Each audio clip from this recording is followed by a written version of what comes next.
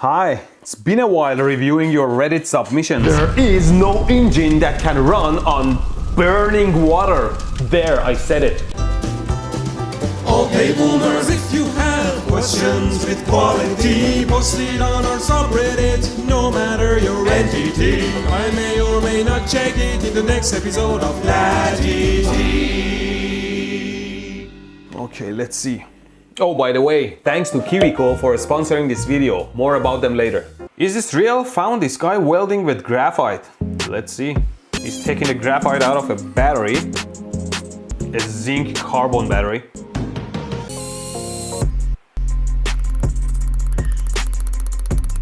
He connects the graphite to a 12-volt battery.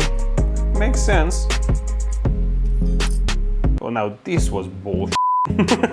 Yes, the graphite does get very hot and maybe you can solder with it. It's just making some tiny arcs here and suddenly you have a nice clean weld there. Material is added there. You just welded the two pieces with the proper welder and then showed that, hey, I'm... But maybe we can make a makeshift soldering iron out of it. Here is a graphite or carbon rod I pulled out of my carbon zinc AA battery. And I have a spare soldering tip that is begging to turn on hot. And lucky for it, my rod perfectly fits its hole.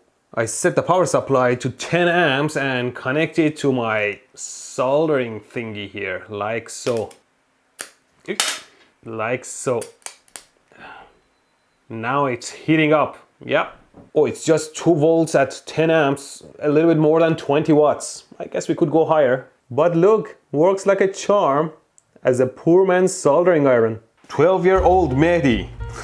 Look at me. I posted this on Twitter. For my birthday, I got this electronic kit, which was a 5-transistor FM radio and a bunch of money that now are probably worth less than a cent. At 12 years old, I had no idea how that kit worked. I just enjoyed the fumes of solder and the blinky lights and sound. My God, look at that haircut. Makes me happy I'm bald now. How? What? Rectify, please. You recorded. Alright, so we got rid of the fan that was in the bathroom, as you can see, and installed this lovely new light.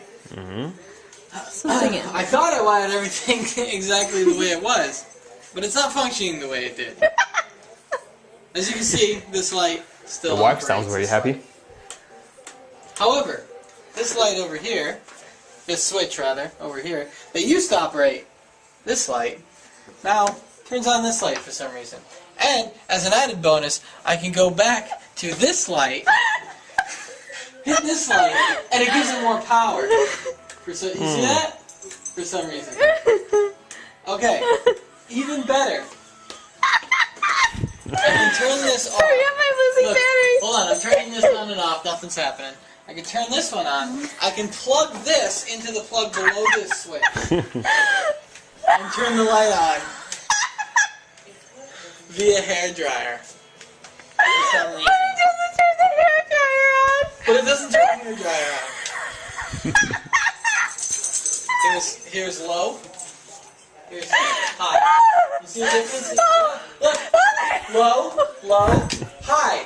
Low, high. Sounds like a good puzzle. How can you screw up your wiring so badly that this happens? Okay, let's see if we can solve this riddle. So this is how the circuit should be. AC line should go to a switch and lamp, which was previously a fan, another switch and lamp, and a power outlet where a hairdryer connects to. Now in the faulty circuit, it seems turning on any switch, even the hairdryer switch, turns only this lamp on. How can we screw this up? I reviewed the video and filled a truth table which looks like this. We don't have all the data, but I assume lamp 1 is also on here and lamp 2 is always off. Basically, only when all switches are off, lamp 1 is off and lamp 2 is always off. Lamp 1 circuit is a logic OR circuit. So how? Answer in 3, 2, 1. So first, lamp 1 must have a much higher resistance compared to lamp 2 and the hairdryer, so they are more like a short circuit compared to lamp 1. So I say lamp 1 is LED, which requires little current to turn on, and lamp 2 is incandescent. Now all we need is to switch one connection only. Disconnect from here and connect that there. Switch 1 still turns lamp 1 on. Switch 2 through the low resistance incandescent lamp 2 also turns lamp 1 on. And the hairdryer switch also does it through the low resistances of the hairdryer. There might be other solutions too. Why am I not getting shocked holding a conductive metal rod in a fly swatter? Well, that's obvious. This is the guts of a fly swatter. And if I short the output, you see, it doesn't shock me because the high voltage is not across my body, but across the metal here. So there is no current running through my body. Never become a part of a high voltage circuit. Cookie boom? Oh my god, my dignity is something I would say if I had some. Ayo! Am I kind of stripping? Oh wow, now that's some stripper. Maybe. If he touches the metal, he gets shocked. Rob! So we're timing you here. Okay, let's go. Oh, did they make that thing?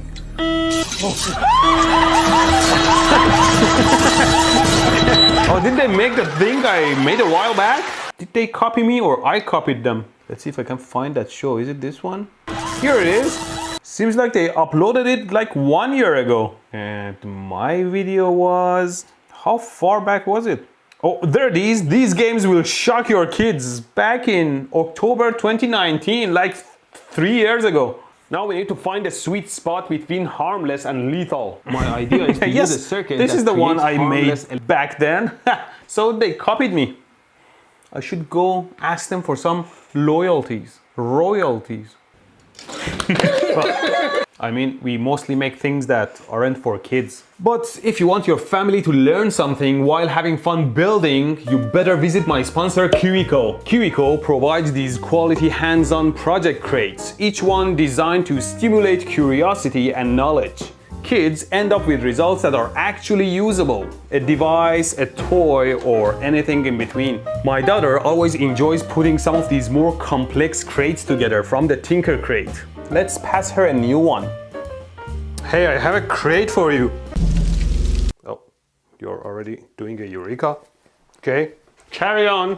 Every month you'll receive one crate to build with the first month free. Signing up from my link kiwico.com/electroboom. Kids will learn science, art, engineering and more through the process and the additional information provided in the handbooks. You can even get them as a gift for any children you may know. So do it! Wow, that's a real lockbox. Now I can store all my chocolate in here. What, you have chocolate? No. 200k, I'm waiting for clock. What? This is the way. Regular alarm clock, exploding capacitors. You would have to arm your alarm clock every night. Maybe we can make a magazine that auto-reloads the capacitors for the next morning alarm. 200,000 likes on this video and I'll make that. Oh, it reached 200,000 likes? Great! So if this video gets to another 200,000 likes, I'll make this. Okay, I'll make it. Mistakes were made. Oh my god. You melted the entire extension cord? How much current? How much current do you have to pass through that to melt it like that? Something I can try if I modify my microwave oven transformer. 100,000 likes! Well, I mean, those wires cost money, so 200,000 likes. Why does your microwave waste half its power? Featuring ElectroBOOM. Did you see this Science Asylum's video? Go watch his video. I saw his video after he posted it. Otherwise, I would have told him that his terminology may raise some angry mobs. This is the type of rectifier that is inside a microwave oven. And what it really does is that it shifts the AC voltage as much as the peak voltage value. Now, Science Asylum concluded that because the diode can only pass current in one direction, half the AC cycle is not used, which he said was wasted, but he really meant not used. And simulating this specific circuit, you'll see that the power supply in both positive and negative cycles is in fact sending current and power out to the load. So, sorry Nick, what can I say? Which reminds me, in my previous LATITY video I mentioned that the arcs jump the shortest distance, which wasn't very accurate. So I guess I have to rectify that now. What I really meant was that the arcs would jump the shortest distance in a perfectly uniform medium. And air, especially in short distances, is pretty uniform, so the arcs tend to jump the shortest distance. Like this, pretty straight in short distances, but not very straight in longer distances. In longer distances, air is not very uniform, so the arcs tend to go in these random paths. But in a very non-uniform medium, that the resistance of the medium can be different from area to area, electricity goes the path of least impedance. This is an old one. This must be fake, right? Testing an electrified samurai. We don't actually know what is going to happen. They're not knowing what is going to happen. I'm sure they know what's going to happen.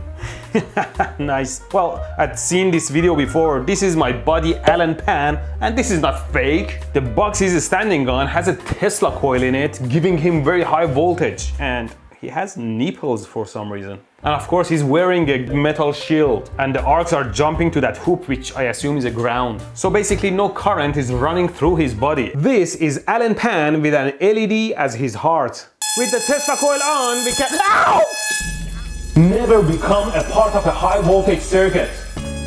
You see, the current runs through his heart. Oh no, head is burning. Oh. Pan burned, LED died. I'm putting a resistor parallel to the LED to protect it a bit. Trying again. See? The electricity runs through his heart and it dies. Now I place this wire loop around him to represent the metal suit. And now the Pan Man's heart is ow! And now the Pan Man's heart is protected. Oh, no. Basically the suit shorts out all the electric fields around the body, and the potential across the body is zero, and so his heart is saved. I think this would be good for a rectifying video. We have modified this engine to run on water only. Running on water? Will it work? Let me save you the headache. His motor supposedly runs on burning oxygen and hydrogen generated from electrolysis of water, powered by the electricity from a battery that is charged from a dynamo that is turned by the motor. And there is extra electricity to run power tools and such. What is this perpetual garbage piece of The next time someone tells you that water motors are a fantasy, show them this video. Shut up! Why I see noise in my camera when I open the cap of this metal box? Ooh.